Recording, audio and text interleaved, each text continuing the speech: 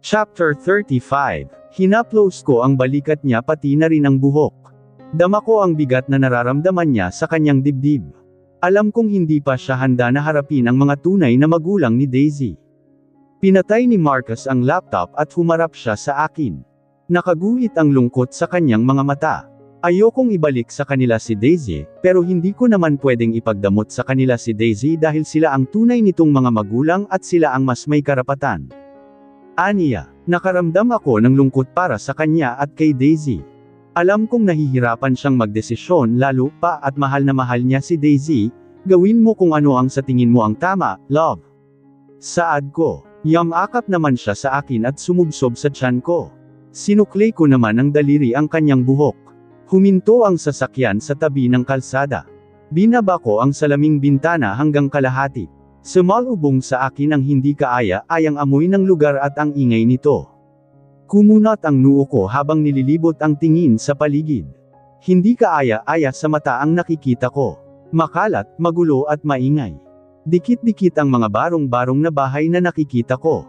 Maraming mga bata ang nagtatakbuhan sa kalsada, marurungis, mga walang suot na damit at tsinelas. Maraming kalalakihang mga tambay na umaga pa lang ay bote na agad ng alak ang kaharap. Ang mga kababaihan ay nag-uumpukan at may hawak na mga baraha habang may kalong na sanggol.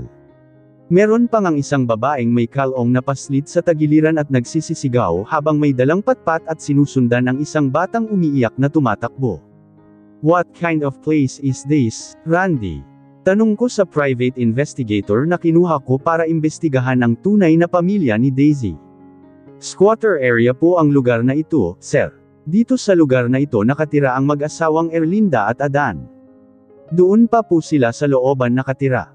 Tumuon ang tingin ko sa makipot na eskanitang tinuro ni Randy labas-pasok ang mga tao doon at halos magkabanggaan pa sa kipot ng daan, nagpakawala ako ng mabigat na hininga. Hindi ko inaasahan na sa ganitong lugar pala nakatira ang biological parents ni Daisy. Nasa 30 anyos pa lang ang tunay na ina ni Daisy na si Erlinda, 5 ang anak nila ng asawa niyang si Adan. Pangatlo si Daisy sa 5 magkakapatid. Ang 2 kapatid niya na nauna sa kanya ay nasa edad 10 at 8. Sumunod naman kay Dalay ay 3 taong gulang at 1 taon gulang naman ang bunso. Serbidora sa isang eatery ang trabaho ni Erlinda. Araw-araw ang pasok niya at pahinga naman ang linggo. Minsan ay naglalabada pa siya. Ang asawa naman niyang si Adan ay isang construction worker. Ayon sa pag-imbestiga pa ni Randy ay hindi maganda ang pamumuhay ng biological parents ni Daisy. Lagi ang mga itong kapos sa pagkain. Bukod kasi sa kulang ang sinasahod ng ama ay may bisyo pa itong alak at sugal. Parang bigla tuloy akong nagdalawang isip na ipakilala si Daisy sa mga magulang niya at ibalik sa mga ito. Baka hindi nila kayang buhayin si Daisy. Pero karapatan pa rin nilang malaman na buhay pa ang anak nila. Bumantong hininga ko at bumaba na ng sasakyan. Sumunod namang bumaba si Randy at si Tino. Bumaba din ang 4 ko pang bodyguard sa isa pang sasakyan. Nakatingin na sa amin ang halos lahat ng taong naroon. Sinusuri ako mula ulo hanggang paa. Naririnig ko pang pinag-uusapan nila ako. Nagtataka kung sino ako. May ilan pang ang inaakalang politiko ako na mangangampanya. Kinausap ni Tino ang mga tauhan. 3 silang sasama sa amin ni Randy at ang 2 naman ay may iwan dito sa labas para bantayan ang sasakyan. Baka kasi mapagtripan ng mga tambay dito. Let's go. Sabi ko at nagpatiuna ng pumasok sa makipot na eskinita. Giniya naman ako ni Randy na siyang nakakaalam ng eksaktong bahay ng biological parents ni Daisy. Habang tinatahak namin ang makipot na eskinita ay nakatingin sa amin lalo na sa akin ang taong nadaranan namin na para bang isa kaming nilalang na bagong tuklas at ngayon lang nila nasal ayan. Lalo kung hindi nagugustuhan ang nakikita sa paligid. Mabuti na lang at hindi ko isinama si Neva. Bukod sa dikit-dikit ang mga bahay na barong-barong ay umaalingasaw din ang amoy ng bukas na kanal sa gilid ng makipot na daan na dinadaluyan na ng halos itim na tubig. Nag-alala ako para kay Daisy. Baka kapag dito siya tumira ay baka magkasakit siya. Tila kasi ay kinalimutan na ng gobyerno ang lugar na ito na sumasalamin sa kahirapan. Sir, hayan po ang bahay ni Erlinda at Adan. Huminto si Randy sa tapat ng isang bahay na 2 palapeg. Yari sa bato ang ibaba na wala pang politada. Ang ikalawang palaigig naman ay yari sa kahoy at plywood na pinagtagpi-tagpo. Meron pang nakakabit na malaking tarpaulin na may mukha ng isang politiko na siyang nagsisilbing bubong dito sa labas panangga sa araw at ulan. Sumatotal ay maliit lang ang bahay. Yari sa pinagtagpi-tagping plywood ang pinto na may pinturang kulay asol na nababakbak na. Meron ding isang bintana na yari din sa kahoy. Sa labas ng bahay ay may mga nakahilerang timba na mga basyo ng pintura at grasa. May mga laman yung tubig at mga damit na basa. Ilang sandali pa ay may lumabas na batang lalaki. Payat ito, maputi, medyo marungis ang damit at may kalagwan ang buhok. Tumingin siya sa akin at nagkatitigan kami saglit. Nakikita ko ang mga mata ni Daisy sa kanya at may pagkakahawig silang dalawa. Payat lang siya. Mama, may tao dito sa labas. Tawag ng bata sa ina niya. May narinig akong iyak ng sanggol sa loob ng bahay at naririnig ko ang isang boses ng babae na naninirmon. Mama, tawag ulit ng bata na hindi umaalis sa pinto at nakatingin pa rin sa akin. Ano ba, Janjan? Kita mo nang ang umiiyak itong kapatid mo, sumasabay ka pa. Galit na wika pa ng babae. Nanulis naman ang nguso ng batang lalaki. May tao nga dito sa labas Bala ka nga. Babulong-bulong na sabi pa ng bata. Cool, baka maniningil na naman yan. Sabihin mo sa susunod na at wala akong pera. Sa susunod na linggo pa kamo ang sahod ng papa mo, dugtong pa ng babae sa malakas na boses. Kumamo naman sa ulo ang batang lalaki. Dami namang sabi reklamo ng bata at pumasok sa loob ng bahay. Napabuntong hininga na lang ako at tumingin kay Randy. Ako po muna ang kakausap kay Erlinda, sir. Ani Randy at humakbang palapit sa pinto ng bahay sabay katok ng 3 beses. Maya-maya pa ay may lumabas na babae, karga ang isang batang lalaki na yumiingit. Sa palda niya ay may nakahawak na batang babaeng maliit 3/6 na kamukha ni Daisy. Payat din siya at medyo marungis. May hawak siyang isang supot ng tinapay. Sino po sila? Tanong ng babae habang inuugoy sa mga bisig ang batang karga na yumiingit. Palaipat-lipat ang tingin niya sa amin ni Randy. May kalusugan ang katawan niya taliwas sa katawan ng mga anak niyang mapapayat. Nasa 30 anyos lang siya pero mapagkakamalang siyang mas matanda pa sa edad niya. Dala siguro ng mga problema at stress na pinagdadaanan sa buhay. Magandang umaga po, Ma'am Erlinda. Ako po si Randy Cruz. Isang private investigator. Gusto po sana kayong kausapin ng kliyente ko. Pagpapakilala ni Randy sa sarili. Bumaling naman sa akin ang babae na may pagtataka sa mukha. Siguro ay nagtataka siya kung bakit kilala siya ni Randy. Lumapit naman ako at nilahad ang kamay sa tunay na ina ni Daisy. I'm Marcus Romero, Mrs. Garcia. Nag-aalangan man at may pagtataka pa rin sa mukha ay tinanggap niya ang kamay ko. Dama ko ang kagaspangan ng kanyang palad. Tanda ng paghahanap buhay niya, may raos lang ang pang-araw-araw na gastusin ng pamilya niya. Erlinda Garcia po. Sino po ba sila at anong kailangan nila?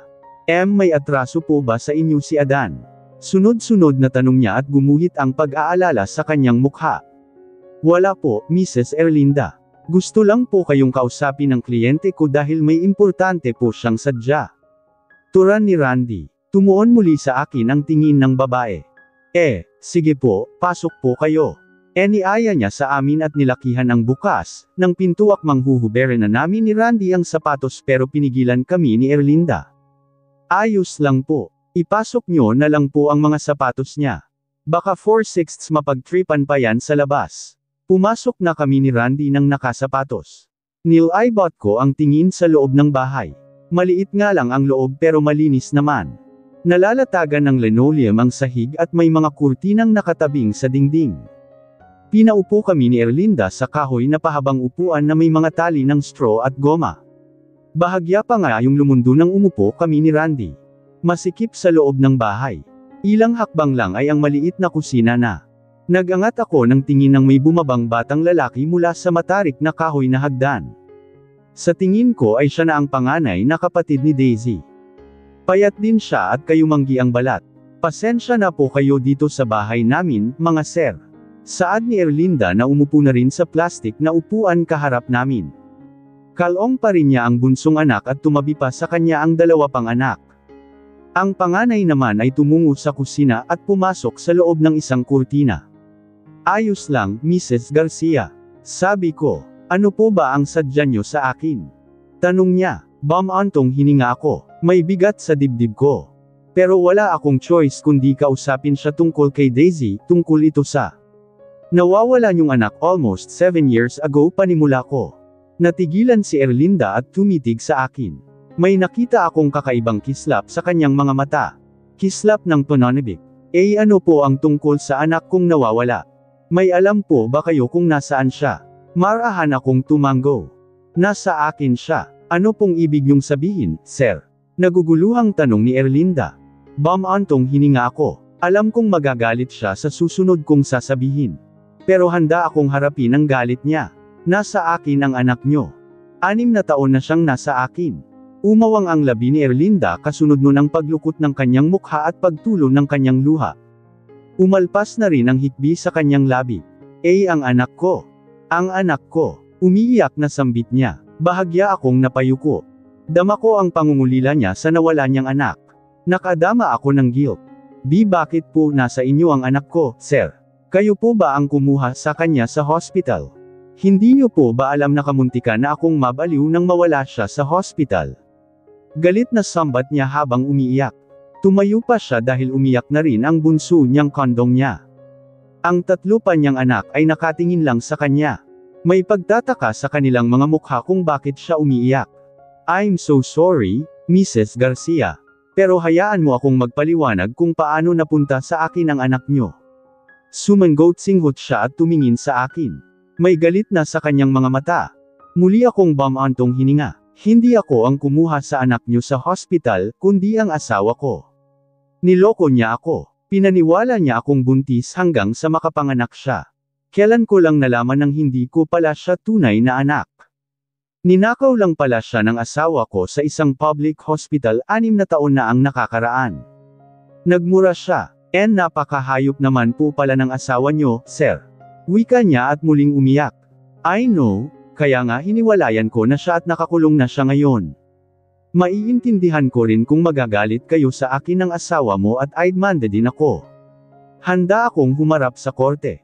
Umiling-iling siya. Wala po kaming pera para magdemanda, sir. Ang gusto ko lang po ay makita ang anak ko. Miss na miss ko na po siya. Buong akala ko ay wala ng pag-asang makikita ko siya. Humihikbing saad ni Erlinda. Huwag kang mag-alala, makikita niyo siya. Patuloy lang sa pag-iyak si Erlinda at inuusaw ang pangalan ng anak. Si Daisy ang panganay niyang anak na babae. Nakadama ako ng awa sa kanya dahil alam kong ilang taon siyang nangulila kay Daisy. Kung hindi lang dahil sa kawalang hiyaan ni Claudia ay hindi mangyayari ito. Hindi rin ako masasaktan ng ganito. Lalo pang napaiyak si Erlinda nang dumating si Adan. Takang-taka pa ito nang makita kami ni Randy at kung bakit umiiyak ang asawa. Ano ba ang nangyayari sa iyo, Erlinda, at umiiyak ka? Salubong ang kilay na wika ni Adan habang patanjin tingin sa amin ni Randy lalo na sa akin. Ang tingin niya may halong panunuri. Ang anak natin, Adan. Bakit? Anong nangyari sa anak natin? Salubong na ang kilay na tanong ni Adan. Nakaguhit na sa mukha ang pag-aalala.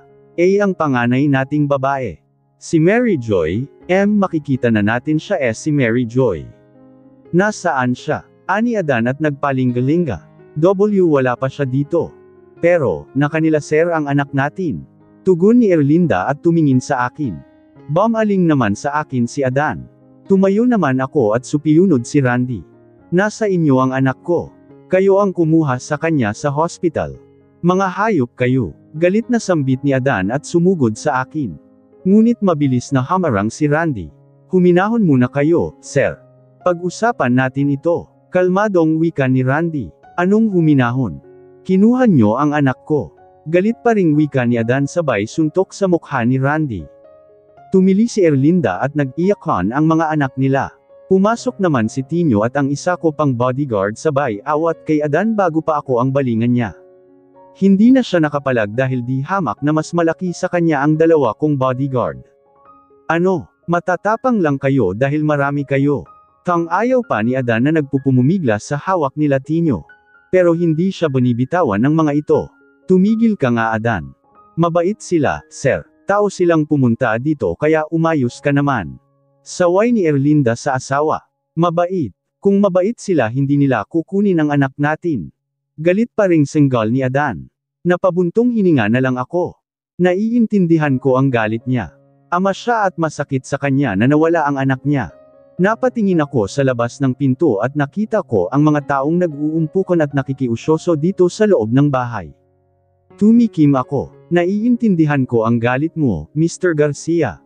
Pero hayaan mo muna akong magpaliwanag. Humagki sa akin ang matalim na tingin ni Adan, huwag ka nang magpaliwanag. Ibalik nyo na lang sa akin ang anak ko, kung hindi, ay demanda ko kayo ng kidnapping. May karapatan kayong magdemanda at handa akong humarap sa korte. Pero bago ang lahat ay mag-usap muna tayo ng mahinahon. Sabi ko at matiim na tiningnan si Adan. Nakipagsukatan pa siya sa akin ng tingin at hingad pa ako ng tingin mula ulo hanggang paa. Nang makita kong mahinahon na siya ay sinenyasan ko si Tino na bitawan na siya. I'm Marcus Romero. Nasa pangangalaga ko ngayon ang anak nyo. Pagpapakilala ko kay Adan sabay lahad ng kamay. Tiningnan niya saglit ang kamay ko bago taas noong tinanggap yun. Adan, mixing pagpapakilala lang niya. Nag-usap na kami ng masinsinan. Pinaliwanag ko sa kanilang mag-asawa ang lahat ng pangyayari. Tuldok, Daisy ang pangalan niya at ako ngayon ang kinikilala niyang ama. Grade 1 na siya sa susunod na pasukan. Sa ngayon ay hindi pa niya alam ang tunay niyang pagkatao. Kakausapin ko muna siya bago ko siya iharap sa inyo para hindi siya mabigla. Sabik na akong makita ang anak ko, sir. Gusto kong makita kung ano ang hitsura niya ngayon. Panganay ko siyang babae, Turan ni Erlinda na baka sa mukha ang pananabik na makita si Daisy. Si Adan naman ay biglang tumahimik at nakatingin lang sa akin. Nawala ang pagkamaangas niya kanina. Tila ba may malalim siyang iniisip. Nilabas ko naman ang cellphone. Meron akong mga picture niya. Gusto nyo bang makita? Para may ideya na kayo kung ano ang hitsura niya ngayon. Sabi ko, sige po, sir. Gusto ko po siyang makita. Excited na wika ni Erlinda, binuhay ko naman ang cellphone at binuksan ang photos kung nasaan ang mga pictures ni Daisy. Inabot ko ang cellphone kay Erlinda, nanginginig ang kamay na kinuha naman niya yon. Nako, ang ganda-ganda naman pala ng Mary Joy ko, para siyang anak ng artista. Ang puti-puti at ang kinis-kinis Ang lusog-lusog din niya. Sambit ni Erlinda na titig sa picture ni Daisy sa cellphone. Lumapit din si Adan at ang mga anak nila para tingnan ang picture ni Daisy. Bakas ang tuwa sa mga mukha nila. Ang ganda ni Joy mama Sambit ng panganay. Napangiti naman ako. Nakakatuwang makitang sabik silang makita ang kapatid nila kahit na ba nalulungkot ang kalooban ko. Pero mas may karapatan sila kay Daisy kesa sa akin. Kailan nyo po dadalhin si Daisy dito sa amin, sir? Tanong ni Erlinda nang makarating na kami dito sa labasan. Hinatid nila kaming mag-asawa. Tumingin ako kay Adan na sinisipat-sipat ng tingin ang dalawang sasakyan na dala namin. Kakausapin ko muna si Daisy at papaliwanagan bago ko siya dalhin dito para ipakilala kayo. Bigyan nyo muna ako ng ilang araw. Sabi ko kay Erlinda. Baka hindi na po kayo bumalik, sir. Baka biglang magbago ang isip nyo at hindi nyo na siya ibalik sa amin. Nagdududang saad ni Erlinda. Naiintindihan ko naman siya.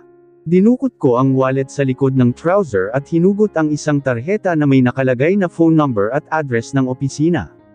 Inabot ko yun sa kanya. Heto ang address ng opisina ko pati na rin ang phone number. Pero ibibibay ko pa rin sa inyo ang personal phone number ko. Inabutan ko siya ulit ng isa pang tarheta. Kinuha naman niya yun at tiningnan. Pwede mo akong tawagan anytime, Mrs. Gracia. Erlinda na lang po, sir. Tipid akong ngumiti at tumango. Huwag kang mag-alala. Marunong akong tumupad sa usapan. Bigyan mo lang ako ng ilang araw. Ipapakilala ko kayo kay Daisy. Ngumiti na siya at tumango. Panghahawakan ko po ang sinabi nyo, sir. Salamat. Sabi ko at nilahad ang kamay sa kanya. Tinanggap naman niya yun. Nakipagkamay din ako kay Adan. Basta, ibalik nyo ang anak ko, hindi tayo magkakaproblema. Taas noong turan pa ni Adan. Siniko naman siya ni Erlinda at sinaway. Makakaasa kayo. Sabi ko, habang nasa biyahe pabalik ng mansion at may bigat pa rin sa loob ko. May agam-agam din ako. May pagdadalawang isip pa rin ako na ibalik sa kanila si Daisy dahil nag-aalala ako pa sa kanya. Pero kapag naiisip ko ang tuwa sa mukha ng tunay na ina ni Daisy ay naiisip ko rin na tama lang na ibalik ko siya sa tunay niyang ina. Sir, sigurado na po ba kayo na ibabalik niyo ang anak niyo sa tunay niyang mga magulang? Lumingon ako kay Randy. Mas may karapatan sila kesa sa akin. Tumango si Randy at hindi na nagsalita pa. Kamusta ang pakikipagkita mo, love, sa biological parents ni Daisy? Hindi ka ba nila inaway? Sunod na tanong ni Niva nang makapasok na kami dito sa kwarto namin. Hinapit ko siya sa bawant at dinampyan ng halik sa noo. Pagdating ko kanina ay nakaabang na siya sa porch. Maayos naman kaming nakapag-usap. Gusto na nilang makita al Daisy, gusto na nila itong makasama. Tuldok panipik. Oh God! Mahinang sambit niya at yamakap sa akin. Niyakap ko din siya kasabay ng panunubog ng mata ko. Pinigilan Kevin pamatak ang luha ko. I need to talk to Daisy and explain everything to her as soon as possible. Tumingin siya sa akin at sumangot sabay punas ng luha sa gilid ng mga mata. Bakas ang lungkot sa kanyang mukha. Sasama ako sa iyo sa susunod na makipagkita ka ulit sa kanila. Gusto kong makilala rin sila. Gusto kong masigurong magiging maayos ang lagay ni Daisy sa kanila. Tumango ako at hinalikan siya sa buhok. Ito na yata ang pinakamahirap na desisyon na gagawin ko sa buong buhay ko. Ang ibalik ang batang tinuring kong tunay na anak sa tunay na mga magulang niya. Parang dinudurog ang puso ko, masarap din talaga itong dinakdakan mo, Feli. Hindi masyadong maanghang at tamang-tama lang. Masarap itong kapartner ng beer. Turan ni Tito Damian habang nilalantakan ang dinakdakan na ginawa ni Nanay Feli. Pero bawal sayo ang beer at hinay-hinay lang din ang pagkain yan dahil makolesterol yan. Paalala pa ni Nanay Feli kay Tito Damian. May gamot naman ako, Feli. Kahit na ba may gamot ka, mag-iingat ka pa rin sa mga kinakain mo para ka ring si Val na may katigasan ng ulo. Tumawa si Tito Damian. Mabuti na lang at wala si Ante Val dahil bumalik na siya sa bahay niya kanina. Kung nandito lang siya ay malamang mangangatwiran siya kay Nanay Feli. Oo na, maghihinay-hinay na. Dati wala namang nagbabawal sa akin maliban kay Marcus. Pero wala naman siyang magawa kapag ginasto ko talaga. Tapos ngayon ay nagbabawal na sa akin at mas mahigpit pa. Tila naghihimutok na wika ni Tito Damian. Parang masama yata ang loob mo na pinagbabawalan kita, Damian. Nagsisisi ka na ba na nakipagrelasyon sa akin? Tila iyan nagtatampong saad ni Nanay Feli. Nagtinginan naman kami ni Marcus habang nangingiti. Tahimik lang kaming pinagmamasdan si Tito Damian at Nanay Feli. Of course not, darling. Hindi masama ang loob ko. Naninibago lang pero masaya ako. Masarap sa pakiramdam na may nag-aalala sa akin na importanteng tao sa buhay ko. Malambing ng saad ni Tito Dapilan, namula naman ang pisngi ni Nanay Feli. Napaka-bolero mo talaga. Sige na, kumain ka na. Pagkatapos mo niyan kumain ka ng 1/4 papaya. Maganda yan sa tiyan. Ikaw rin, kumain ka. Ako na lang palagi ang inaalala mo. Heto nga kumakain ako. Lalo lang akong napapangiti sa pag-uusap ng dalawa. Ang sweet-sweet kasi nila. Parang mas sweet pa sila sa amin ni Marcus. Simula nga nang maging sila Tito Damian at Nanay Feli ay malaki ang naging pagbabago kay Tito Damian. Naging masayahin siya at laging nakangiti. Parang ata nga ang hitsura niya. Nag-iisip na nga rin siyang magpa-therapy ulit. Baka sakali daw ay magkaroon ng himala at makalakad siya muli. Natutuwa naman si Marcus sa mga pagbabagong yun ng ama niya dahil kay Nanay Feli. Si Nanay Feli naman ay halatang masaya sa relasyon nila ni Tito Damian. Kita yon sa kanyang mukha lalo na sa mga mata. Kapag nakikita ko nga silang naglalambingan ay napapasabi akong sana sa pagtanda namin ni Marcus ay ganun pa rin kami kalambing sa isa't isa. Nilingan ko si Marcus na inaasikaso si Daisy. Hinihimayan niya ito ng hipon at minsan ay sinusubuan pa niya. Napapangiti na lang ako at hinahayaan silang mag-ama. Mas naging malambing at clingy pa nga si Marcus kay Daisy. Naiintindihan ko naman dahil gusto lang niyang sulitin ang nalalabi nilang pagsasama. Maging ako nga ay nahihirapang tanggapin na ibabalik na ni Marcus si Daisy sa tunay niyang pamilya. Napamahal na kasi talaga siya sa akin at sobrang malulungkot ako kapag binalik na siya sa tunay niyang mga magulang. Kung pwede nga lang na dito na lang siya sa amin ni Marcus habang buhay. Pero hindi naman pwede dahil hindi siya sa amin. Tumingin sa akin si Marcus at ngumiti.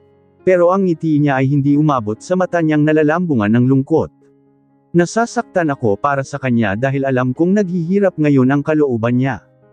Tila may baykig sa lalamunan ko at nahihirapan akong makalunok, nagbabanta na ang luha sa aking mga mata habang pinapakinggan ko ang pakikipag-usap ni Marcus kay Daisy. Hindi ako makikinig sa usapan nila dahil hindi ko alam kung ano ang sasabihin ko. Idagdag pa na nakikita ko at nararamdaman kong nahihirapang magsalita si Marcus. Dama ko rin sa kanyang boses ang pinipigil na pag-iyak. You mean po, di po ikaw ang tunay kong daddy at hindi si Mommy Claudia ang tunay kong mommy, daddy? Tanong ni Daisy habang titig na titig kay Marcus. Kung kanina ay nalilito pa siya sa sinasabi ng ama, ngayon ay mukhang naiintindihan na niya. Marahan namang tumanggo si Marcus. Yes, princess. Sagot ni Marcus sa pumiyok pang boses. Doon na tumulo ang luha ko pero agad ko yung pinahid ng kamay. Nalukot naman ang mukha ni Daisy at nanubig na ang mga mata. Sino po ang tunay kong mommy at daddy? Bumantong hininga si Marcus. Makikilala mo sila, princess. Dadalhin kita sa kanila. Umiling-iling si Daisy at humikbi na. Ayoko po ng ibang daddy at mommy. Gusto ko po ikaw lang ang daddy ko at si Mommy Neva ang mommy ko. Tuldok panipik. Pumihit ako patalikod at doon na bumuhos ang luha ko. Parang sumisikip ang dibdib ko sa sinabi ni Daisy at sa naririnig kong hikbi niya. Awang-awa din ako sa kanya dahil alam kong nasasaktan siya at hindi niya lubos na naiintindihan ang nangyayari. That's what I want too, princess. Sana ako na lang ang tunay na daddy mo at si Mommy Neva ang tunay na mommy mo. Pero, may tunay kang daddy at mommy, at naghihintay sila sayo. Lalo pang lumakas ang hikbi ni Daisy at yamakap na kay Marcus. Yamakap din ako sa kanilang dalawa at tatlo na kami ngayong umiiyak. Tuldok. Lumapit ako kay Marcus na nasa balcony at nakatanaw sa koadyan. Tumabi ako sa kanya. Malalim siyang napabuntong hininga at sumangot. Hinaplos ko ang kanyang likod. Natutulog na si Daisy sa kama namin. Nakatulog siya sa kakaiyak. Sobrang sakit, sweetie. Ito na yata ang pinakamasakit na desisyon na gagawin ko sa buong buhay ko. Tuldok panipik. Ani Marcus kasabay ng pagtulo ng luha niya. Yamakap ako sa bewang niya at sinandig ang pisngi sa braso niya. Ayokong ibigay sa kanila si Daisy. Pero hindi siya sa akin. Tuldok panipik. Pumiyok ang boses niya. Love, kahit ibalik mo si Daisy sa tunay niyang mga magulang ay hindi ibig sabihin nun ay doon na magtatapos ang pagiging ama mo sa kanya. Pwede naman natin siyang dalaw-dalawin o kaya hiramin. Makiusap lang tayo ng maayos sa mga magulang niya. Tumanggaw-tango siya at niyakap na ako ng isang braso niya. Sumangot siya at pinunasan ng kamay ang bakas ng luha sa pisngi Daisy. Mahinahong antag ko kay Daisy matapos ko siyang ayusan ng buhok. Ngayong araw ay makikita at makikilala na niya ang biological parents niya pati ang mga kapatid niya. Siyempre, sasama ako dahil gusto ko rin silang makilala. Pumihit paarap sa akin si Daisy at ngumiti. Are you excited? Tanong ko. Nanulis ang nguso niya. Opo na hindi po. Kumunat ang noo ko at bahagya akong natawa. What do you mean na opo at hindi? Excited po ako na makikita ko ang mga kapatid ko. Sabi po ni Daddy marami akong kapatid. 4 daw ang kapatid ko at may baby brother pa ako. Gusto ko po silang makita, Mommy Neva. Tumanggo ako.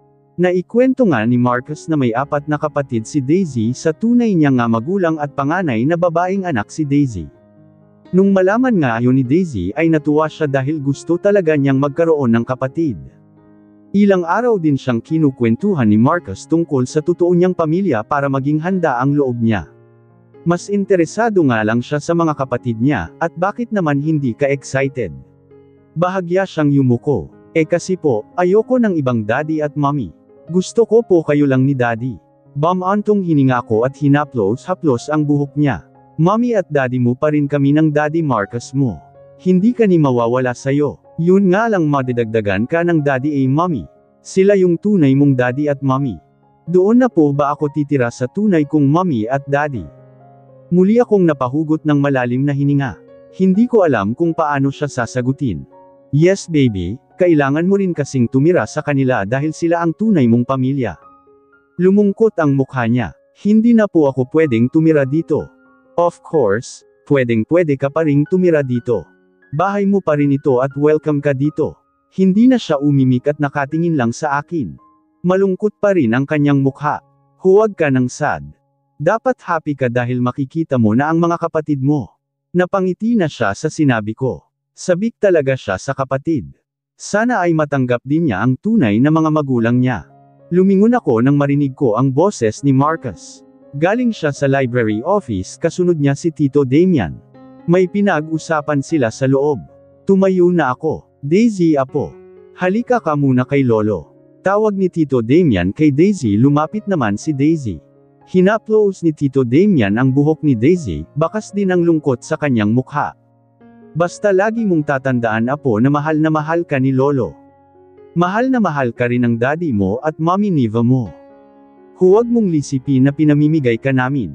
Ikaw pa rin ang unang apo ko. Ani Tito Damian at hinalikan sa noo si Daisy. Hindi ko naman napigilan ang pagtulo ng luha ko. Lumapit na sa akin si Marcus at inakbayan ako. I love you din po, Lolo. Pwede pa rin po akong tumira dito, di po ba? Of course, apo. Bahay mo rin ito. You're always welcome here. Niyakap ni Tito Damian si Daisy. Pumasok si Kuya Tino at lumapit kay Marcus. Sir, naisakay na po sa sasakyan ang mga dadalhin natin. Tumango si Marcus. Okay, aalis na tayo. Tumalikod na si Kuya Tino at lumabas na. Daisy, let's go. Tawag na ni Marcus kay Daisy. Lumapit naman ito sa kanya at kinarga naman niya ito sabay halik sa pisngi nito.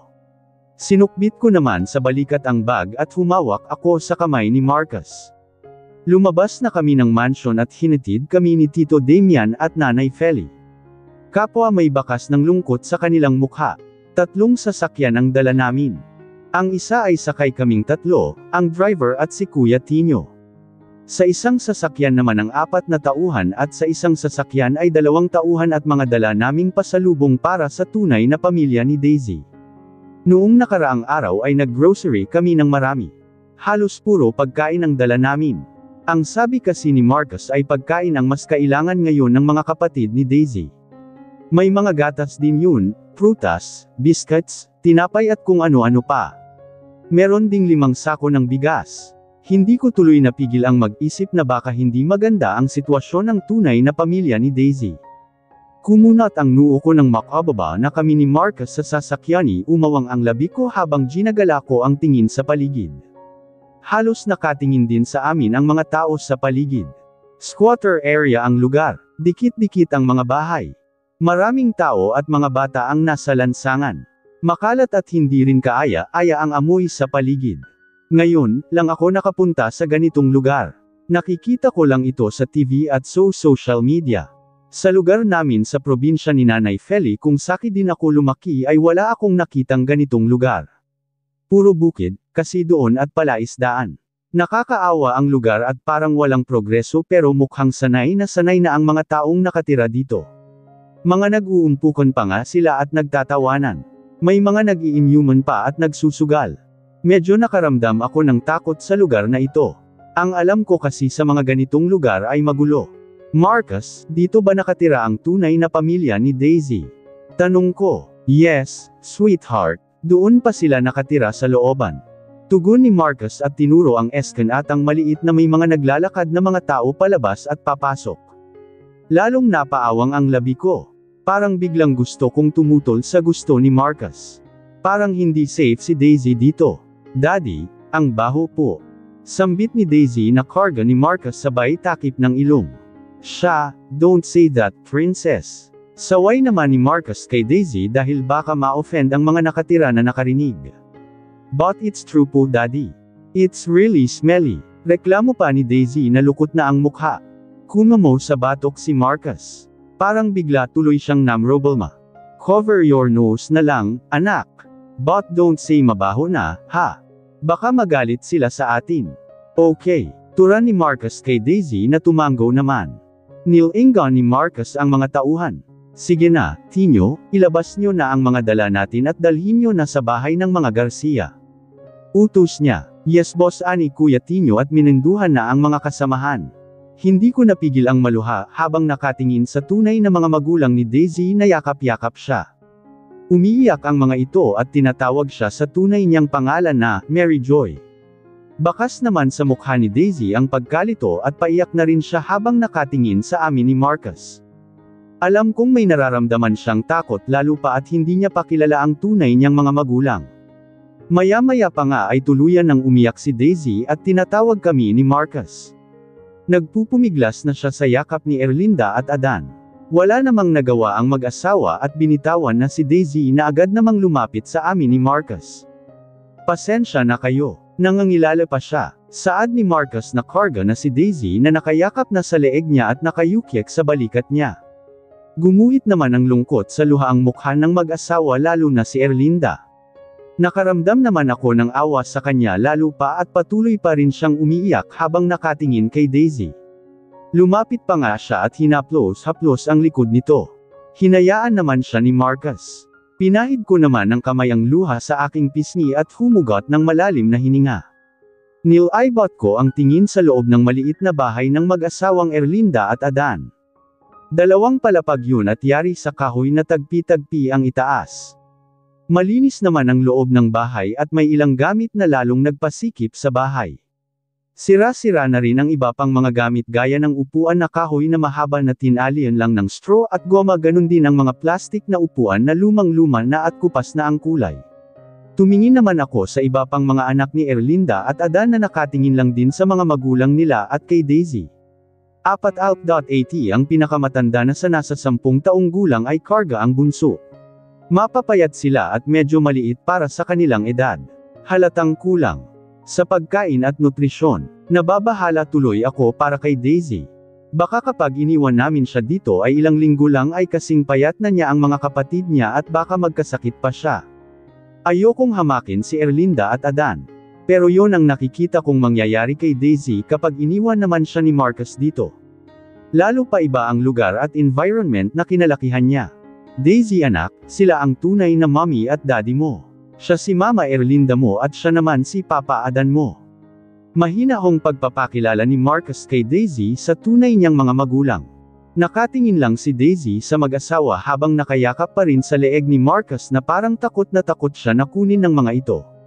Hi Daisy, ako si Mama mo. Saad ni Erlinda. Ako naman si Papa mo. Wika din ni Adan. Pero hindi umimik si Daisy at nakatingin lang sa mag-asawa. Say hello to them, princess. Turan ni Marcus kay Daisy. Hello po. Sambit naman ni Daisy pero ayaw pa ring bumitaw sa leeg ni Marcus. Napabuntong hininga naman si Marcus. Bigyan niyo sana ng panahon ng bata at intindihin siya. Hindi niya agad matatanggap ang lahat. Pumalataka si Adan. Bakit parang kami pa ang mag-a-adjust? Kami naman ang tunay niyang mga magulang. Kasalanan nyo kung hindi nyo siya ninakaw sa amin noon sa hospital di hindi kami sayawan yan. Inis na wika ni Adan na ikinataas ko ng kilay, sa totoo lang ay hindi maganda ang pakiramdam ko sa tunay na ama ni Daisy, parang hindi gagawa ng maganda. Iba rin ang tingin niya sa akin kanina, hinampas naman ni Erlinda si Adan sa braso. Ano ka ba, Adan, huwag kang ang magsalita ng ganyan sa harap ni Mary Joy. Baka matakot siya at lalo tayong ayawan. Mahinang nagmura na lang si Adan at tumingin pa sa akin. Tiningnan pa niya ako mula ulo hanggang paa. May mali siya ang tingin niya. Tinaasan ko naman siya ng isang kilay. Parang umiinit ang dugo ko sa kanya. Alarm kong may mali kami ng dati kong asawa. Kaya heto ako ngayon at tinatama ang pagkakamali na yon. Ang pakiusap ko lang ay bigyan niyo ng panahon ang bata at intindihin. Hindi rin madali para sa kanya ito. Mahina hong paliwanag ni Marcus sa mag-asawa. Naiintindihan ko po, sir. Pasensya na rin po kayo kay Adan. Mapagkumbabang wika ni Erlinda. Huwag kang humingi ng pasensya sa kanila, Erlinda. Wala tayong atraso sa kanila. Sila ang may malaking atraso sa atin. Dapat nga magbayad sila ng malaki, paaring pa ni Adan. Ano ka ba, Adan? Tumigil ka nga muna. Saway muli ni Erlinda sa asawa. It's okay, Erlinda. Naiintindihan ko ang saloobin ng asawa mo. Mapagkumbabang sabi ni Marcus. Alam kong nagigilty siya kaya hindi niya pinapatulan ang mga paaring ni Adan, pero ako ay unti-unting bernebangon ang inis ko kay Adan. Iba ang kutob ko sa kanya. A Mary Joy anak. Antag ni Erlinda kay Daisy. Daisy po ang name ko, hindi po Mary Joy. Pagtatama naman ni Daisy, gumuhit naman ang lungkot sa mukha ni Erlinda. Ah, sige Daisy, anak kong yun ang gusto mo. O kita mo Erlinda, binago nila ang pangalan ng anak natin. Kaya hayan, ayaw na niya ng pangalang Mary Joy, hirit pa ni Adan. Tumikim ako. Hindi na ako makatiis na hindi sumabat. Amo alang-galang na kuya. Hindi naman po kasi alam ni Marcus na hindi naman pala niya tunay na anak si Daisy. Kaya binigyan niya ito pangalang Daisy. Sabat ko na pero sa mahinahong boses. Tumingin naman sa akin si Adan, mula ulo hanggang paa. Sino ka ba? Ako ang nobya ni Marcus. Sabi ko. Ngumisi si Adan. Ah, kebet ka pala. Tumiimbagang ako at kinuyam ko ang kamao. Sinaway namang muli ni Erlinda si Adan. Inakbayan ako ni Marcus. Hindi ko siya kabit. Hiwalay na ako sa unang asawa ko at ikakasal na rin kaming dalawa. Pilit naman akong ngumiti kay Adan. Naiintindihan niyo ba, Kuya Adan? O gusto niyong ipaintindi ko pa sa inyo? Mukhang mahina kayong umintindi. Natigilan naman si Adan.